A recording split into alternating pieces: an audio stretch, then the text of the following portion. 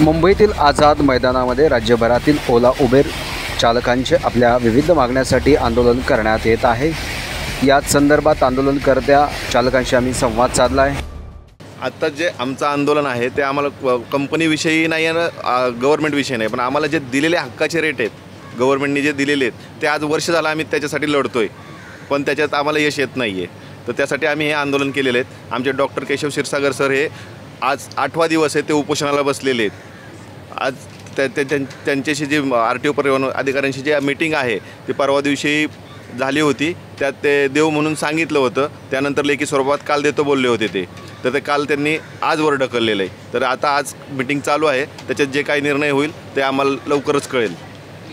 किती चालक मालक तुमच्या सगळ्या आंदोलनामध्ये सहभागी आहेत आणि काम बंद आंदोलन आहे का? नाही, काम बंद आंदोलन आमचं 2-3 दिवस होतं 15 तारखेनंतर। त्यानंतर परत सरांनी सांगितलं की जे आत्ता तात्पुरतं त्यांनी देतो म्हणून आम्हाला आश्वासन मिळाल्यामुळं आम्ही लोकांना घरी पाठवून दिलेलं आहे, त्यांना तो व्यवसाय करायला सांगितलेला आहे। जर आमच्या मागण्या जर मान्य नाही झाल्या तर आम्ही ते पुन्हा रस्त्यावर उतरण्याची आमची तयारी आहे।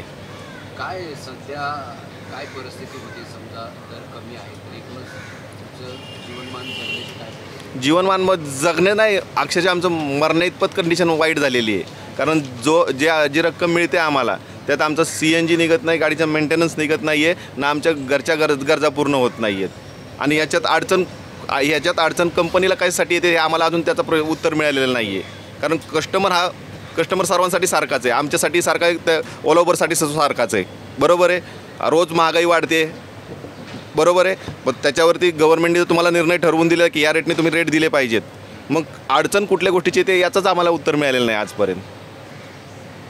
काय वाटतं तुम्हाला, काय अडचण होत असेल? तुम्हाला काय वाटतं? आम्हाला अपेक्षा आहे फक्त आम्ही वाटून तरी काय करणार आहे, कारण का जे काय निर्णय घेणार ते सरकार आणि कंपनी घेणार आहे, बरोबर। आणि कंपन्यांची मनमानी आम्ही किती दिवस सहन करणार?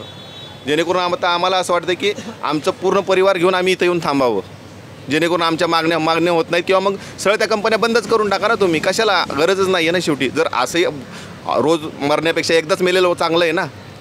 मी लालबागवरून आलेलो आहे। साऊथ मुंबईचे बहुतेक ड्रायव्हर माझ्या कॉन्टॅक्टमध्ये आहेत। आम्ही हे 15 तारखेपासून आंदोलनाला सपोर्ट केलेला आहे सरांना, कारण आमच्या हक्कासाठी सर उभे राहिलेले आहेत। कारण खूप युनियनवाल्यांनी पहिले सपोर्ट दिले, नंतर परत मागे घेतले सपोर्ट। आता सरांनी एकच ठाम निर्णय घेतलेला आहे की जिथपर्यंत आपल्याला तो रेट ऑनलाईन ॲप्लिकेशनमध्ये नाही दिसत तिथपर्यंत आपण मागेहट करायचं नाही आहे। सरांची एकच मागणी आहे, पहिली मागणी की 32 रुपये जो गव्हर्नमेंटने रेट दिलेला आहे तो गव्हर्नमेंटचा रेट हे प्रत्येक कस्टमरला मान्य आहे, पण ते बोलतात आम्हाला ॲप्लिकेशनवर दिसला पाहिजे तर आम्ही द्यायला तयार आहोत। मग कंपनी का ना देत आहे?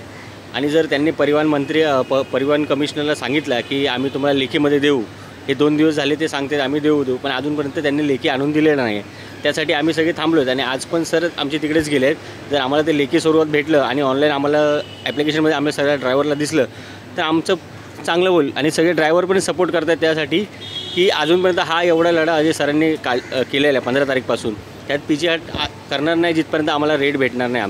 आमचे जेवढ्या मागण्या आहेत पूर्ण होणार नाही, आम्ही इकडनं हलणार नाहीत। आणि सर उपोषणाला बसले आहेत, आम्ही त्यांच्यासोबतच आहोत आणि पुढे त्यांच्यासोबत राहणार जे काय निर्णय येईपर्यंत। मेरा नाम सनुरा गुप्ता है, मैं नवी मुंबई में रहता हूँ। जो ये कंपनियां रेट इतना दे रही हैं इसमें हमारा गुजारा नहीं हो रहा है। RTO ने काफ़ी टाइम पहले ये 32 रुपये दे के रखा था, हम ड्राइवर भाई को नहीं मालूम था। जो कंपनियां हमें 8 रुपये 10 रुपये 12 रुपये देती थी उसमें ही हम लोग अपना घर चलाते थे, बट उसमें भी गुजारा नहीं होता। कभी कभी 5 रुपये भी देती, 6 रुपये भी देती, कई टाइम तो बुकिंग ही नहीं आती भी है 90 रुपये 10 किलोमीटर इस टाइप की बुकिंग आती, जिसमें हमारा गुजारा चलता नहीं है। घर के खर्चे बहुत सारे हैं तो उसमें हमारा परवड़ता नहीं है, इसलिए अभी बहुत सारे ड्राइवर भाई इस आंदोलन में जुड़े हुए हैं हमारे साथ। यासारख्या अन्य बातम्या बघण्यासाठी तुम्ही आमच्या चॅनलला लाईक करा, शेअर करा, सबस्क्राईब करा। धन्यवाद।